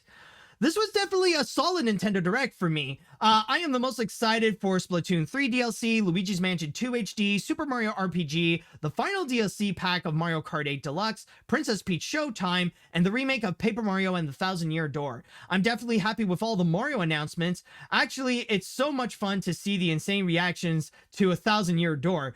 The reactions from Arlo and Chugga Conroy are priceless. Oh, that I cannot deny. Like, that's one of the best things that came out of the Nintendo Switch. Let's see now. Lightning Round. WarioWare, I'm not sure about his new voice. Unicorn Overlord, it's just 2D Fire Emblem. Detective Pikachu, still no Danny DeVito. Mario Kart 8, Funky Kong! Super Mario RPG, hyped as hell. Prince of Persia, I should really get into that series. Princess Peach Showtime, oh god, Peach has an actual personality. F-Zero 99, well, at least it's an F-Zero game. Mario vs. Donkey Kong remake, glad to see my childhood return. And Paper Mario HD, warning, the user has died from hype overload. You see, this is exactly what I mean. Like, I know for some of you guys, you're more enthusiastic about this than I am. And honestly, if you are, awesome. Let's see now. Here's my reaction to the new Nintendo Direct. Nintendo Gallery Museum, can't wait to see what's inside. WarioWare Move It, Wario! Detective Pikachu returns, finished the first game, ready for the next. Mario Kart 8 DLC, does that mean they're going to be ready to make a Mario Kart 9? Super Mario RPG, oh yeah, Mario time. Luigi's Mansion 2 Dark Moon title is missing. Tomb Raider 1 through 3 PS5 remake, please. And Princess Peach Showtime needs more peaches or beaches. All right, what else we have? I'm not gonna lie, I would agree that it's a little bit weak compared to the previous Direct, but there's quite a few that got me hooked up.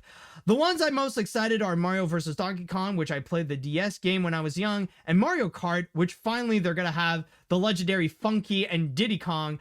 added to the character roster. Again, not the best direct we got in my opinion, but still had a good time with it. All right. Let's see. I'm excited that Daisy Circuit is coming to Mario Kart 8 since it's one of my favorite tracks in Mario Kart Wii. I'm curious to see what other tracks will be added. Here's hoping they go out with a bang. Oh yeah. I think from there I'll read just one more comment here. Although I'm not a gamer, I am curious about the Gallery Museum in Kyoto. If you want something better, today Criterion announced that the December lineup that Guillermo del Toro's Pinocchio to be released on both 4K, Blu-ray, and DVD on December 12th in their collection. Yes, I actually did see that this morning, and oh my god, I am so hyped up for that. Like, that was the one thing that I woke up, I saw some of the news, and then I saw like one random comment, and I was there like, wait, what? And then I had to look it up, and I was like, let's freaking go! So yeah, I am absolutely excited, and oh my god, Criterion releasing an animated movie. Like, holy crap, what year is it? Seriously, man. All right, so with that said, folks, that should do it for this episode of AniMat's Crazy Cartoon Cast. I know it's been a pretty heavy episode, but hopefully we will get into more lighter news on the next one. So with that said, I would like to go and say that if you would like to go and follow me for more AniMat's Crazy Cartoon Cast madness, then all you have to do is subscribe to my Twitch channel, AniMat Live, or the AniMat's Crazy Cartoon Cast YouTube channel. Also, don't forget to go and follow me on whatever podcast service you listen to, whether it be on Spotify, Google Play, Amazon, or on iTunes. And with all that said and done, I would like to say thank you all so much for listening. Thank you all so much for watching. And until next time, see you later, dudes.